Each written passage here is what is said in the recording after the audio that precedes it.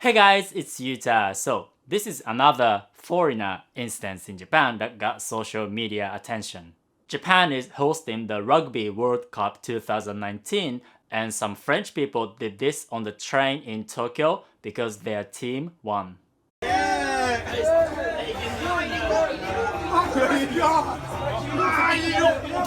The person who filmed this video was actually a Japanese woman who is interested in France, so that's probably why that she knew that they were French people. She shared the footage on Twitter and added some comments. What's happening now inside the KO line train? At first, I was watching and laughing, but it became more and more intense until they were bumping into people who had nothing to do with it. Someone's leg also hit my camera and the lens cover went flying, so I switched to another car. I understand the feeling of wanting to party after a win though. I just want to tell you that this is not the custom of all French people. After I switched cars, there are already some French people who told me we came to this car because we wanted to avoid those guys too. It's the same as how not all Japanese people cosplay on Halloween. Not everyone is the same, and it's just a small group of people who are like this. And our tweet got a lot of replies from Japanese people who are not very happy with what they saw. I hate stuff like this.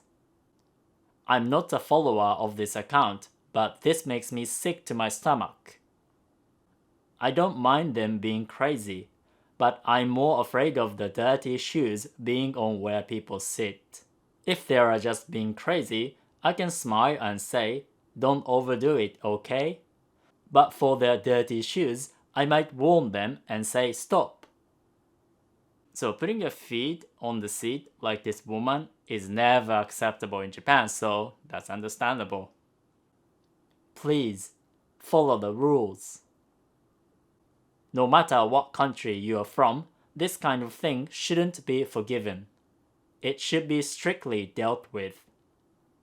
So those reactions are understandable if you know how Japanese trains are, because you're supposed to be quiet.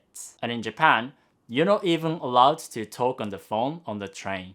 So obviously those French people's behavior is not acceptable in Japan. Of course, sometimes you see drunk Japanese people being loud on the train, but just because some Japanese people are doing something, it doesn't mean we appreciate that kind of behavior. And don't forget that some Japanese people have bad manners. But this case is pretty interesting because some people reacted very differently, so I'm going to share those different opinions. It seems empty, so I think it's alright. The old man in the back looks Japanese and he's laughing. So if anything, I think it's nice and peaceful. There are people who complain about everything as soon as they see things like this, but I don't exactly think that's right either. As a Japanese person, I'm asking you to keep an open mind with carefree foreigners. I think of the Rugby World Cup as a special festival, so please show how accepting Japanese people are. I'm totally okay with it. By the way, if you speak Japanese, you don't have to wait for me to make this kind of video to learn about different perspectives of Japanese people. So, if you want to learn Japanese with me, I can send you some free Japanese lessons by email, so click the link in the description and subscribe. There's one thing I want to discuss, which is part of the reason why some Japanese people are more tolerating is because those people are clearly not Japanese. If Japanese people did the same thing, I think people will be more harsh.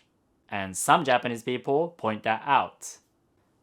If they were Japanese, they'd be flooded with hate comments.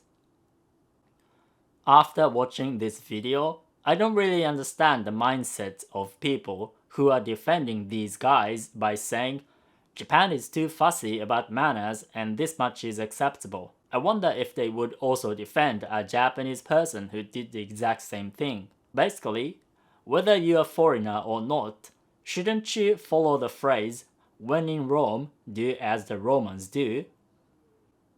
It's kind of annoying when it becomes a situation of forgiving foreigners just because they are foreigners. This happened with Western people, so we say, it's a festival, and are done with it. But if Chinese or Korean people did the same thing, Japanese people would probably say, those guys are so rude. I don't think that's right.